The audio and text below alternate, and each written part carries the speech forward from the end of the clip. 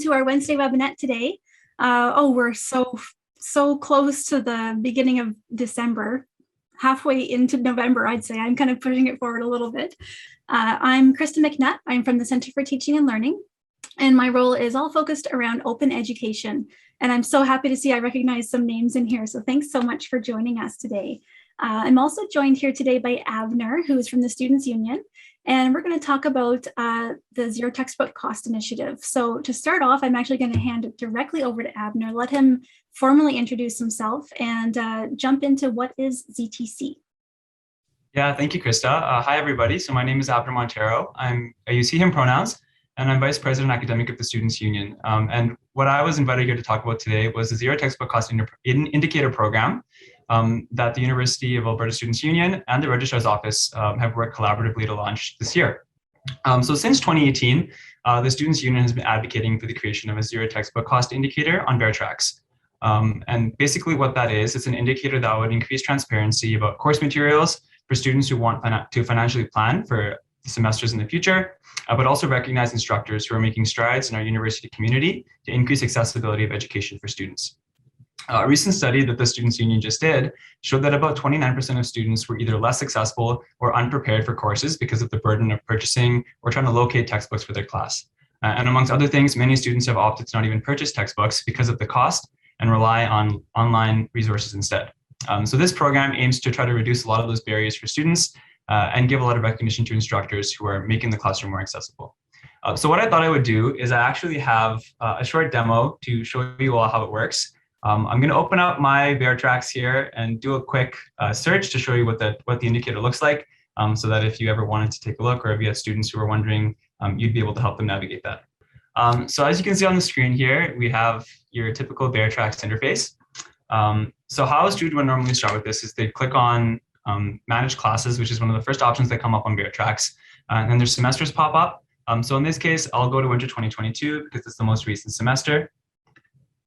And then you get the search bar. So a student can just search for a certain class. So I'll search for psychology. All right, perfect. So when you get to this option, all of the different options for the class get populated. And basically what students can do is they can go to the left side where the search bar is. And if they scroll to the bottom, there's actually an indicator at the bottom here, a filter that says Zero Textbook Cost. So when students decide to, if they want to search for their classes, they just click on this indicator. And it actually filters all the classes that are under this course code, and it'll show them which classes actually have no textbook costs or material costs associated with them. So it's a really exciting new thing that we've created here. Well, not new thing that's been created, but new thing that we've started to implement here. And I think it's going to go a long way in making things more accessible for students. Sounds good. So I'm going to share a little bit just about ways to get started, things to look for and things to look at if you're interested in getting a leg forward in looking at the textbooks that you currently use for your class or your course materials in general, and what you may be able to do to reduce the cost of those or look for options that are alternatives. So the first screen that I have up here for you is the LibGuide around open educational resources. And this is a page that's maintained by the library. And you'll see on the left-hand side, OER basics, finding OER, creating OER. So open educational resources we see as one of the primary ways that instructors are reducing costs around textbook use in their courses. And I'll just direct you as a starter to the Finding OER tab.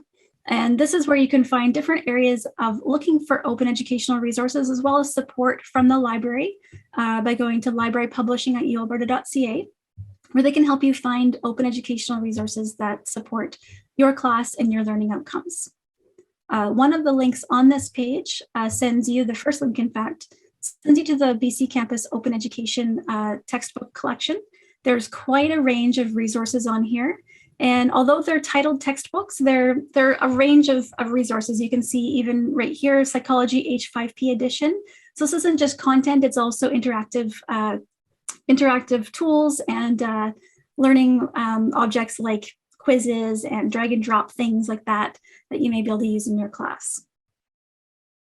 The next section I'd like to show you here, just going to click this off.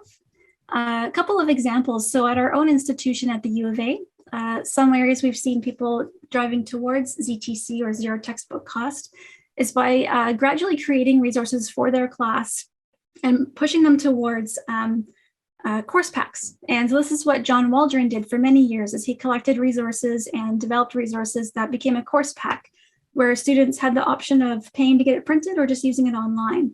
And the next iteration of this became an online textbook using Pressbooks, which is a free service provided by our library. Another example is from Claudia Kost.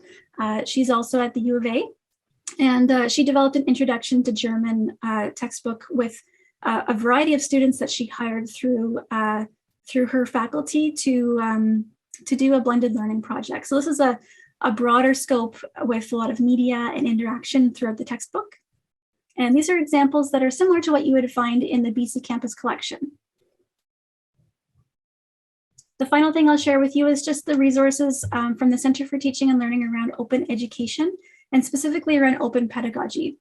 So if you're leaning towards removing the traditional textbook or traditional resources from your course and looking at creating a customized collection of resources, then there could also be opportunities to customize the interactions in your class surrounding those resources. So certainly consider reaching out to the CTL for a consultation around your pedagogy and your teaching practices, because we'd love to help you.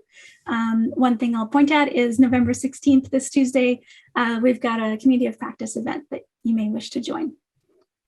So that's my little spiel, just in connection to the ZTC program. So Abner, I wanted to pose the question to you as our final, 1 or 2 minutes here with everyone about what's next for the ZTC program and what someone should think about if they want to get involved. Yeah, no, that's great, Krista. Thank you. I think what's next for the ZTC program is continuing to encourage instructors to find the resources that they need.